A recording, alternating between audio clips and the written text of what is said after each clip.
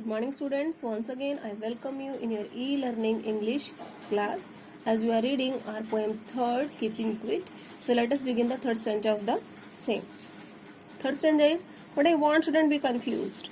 With total inactivity, life is what it is about. I want no truck with death. If we were not so single-minded about keeping our lives moving and for once could do nothing.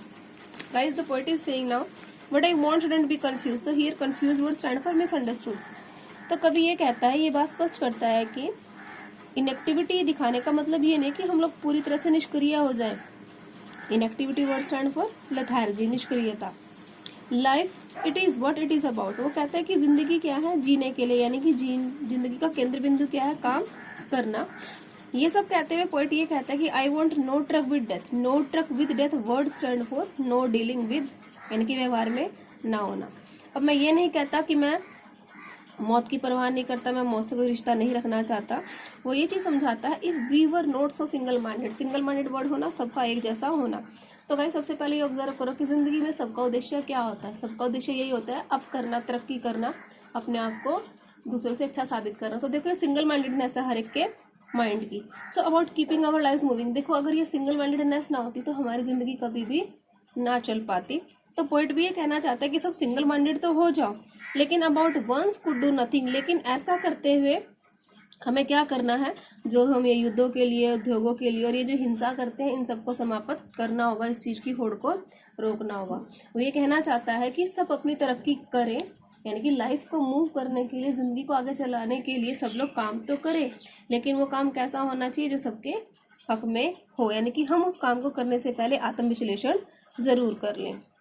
Next stanza is, perhaps a huge silence might interrupt the sadness of never understanding ourselves and of threatening ourselves with death.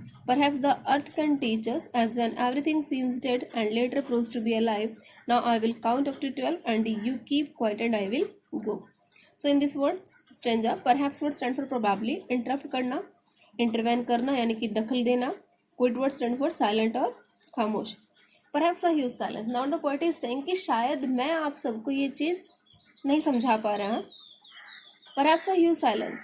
वो ये कहता है कि शायद अगर आप चुप रहोगे कुछ देर के लिए, कुछ पल के लिए खामोश रहोगे तो क्या होगा, माइट इंटरप्ट दिस सैडनेस। तो आपकी जिंदगी में, यानी कि मौत को लेकर, कामयाबी ना मिलने की वजह से जो आपकी ज़िंदगी में बुरा हुआ है, जिसकी वजह से आपकी ज़िंदगी में उदासी आ गई है, तो शायद वो कुछ पल की खामोशी आपकी इस उदासी को तोड़ सके। ऑफ नेवर अंडरस्टैंडिंग आवरसेल्व्स, क्योंकि वो उदासी का रीज़न क्या है, क्योंकि आज तक हमने आत्मविश्लेषण नहीं किया, हमने अपने आप को समझने की कोशिश नहीं की। End of threatening ourselves with death, और हमेशा क्या करते रहे, मौत से डरते रहे। लेकिन वो कुछ पल की चुप्पी शायद क्या करेगी, हमारी उस मौत की धमकी को भी मिटा देगी। मिनटों से उस पर्टिकुलर टाइम पीरियड में हम लोग ये सोच सकेंगे कि जो डेथ है वो परमानेंट है and we can't evade the death. Perhaps the earth can teach us. Guys आपको ये शायद अभी भी बात समझ नहीं आई होगी, तो शायद धरती इस चीज को समझाने के लिए अच्छा एग्जाम्पल है।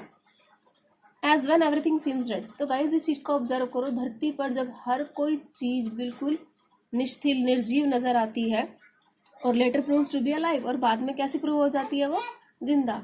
एग्जाम्पल ले लेते हैं, जैसे अभी खेतों के अंदर गेहूं की फसल कटी है, तो अभी अर्थ क्या है, बिल्कुल सुनसान उजाड़ नजर आ रही है। तो that means that stand for खामोशी। इस पर्टिकुलर टाइम पीरियड में धरती क्या कर रही है, इंट्रोस्पेक्ट कर रही है। तो देखना थोड़े टाइम के बाद क्या होगा, उस पर फिर दोबारा से हरी भरी फसल फिर से निकल आएगी।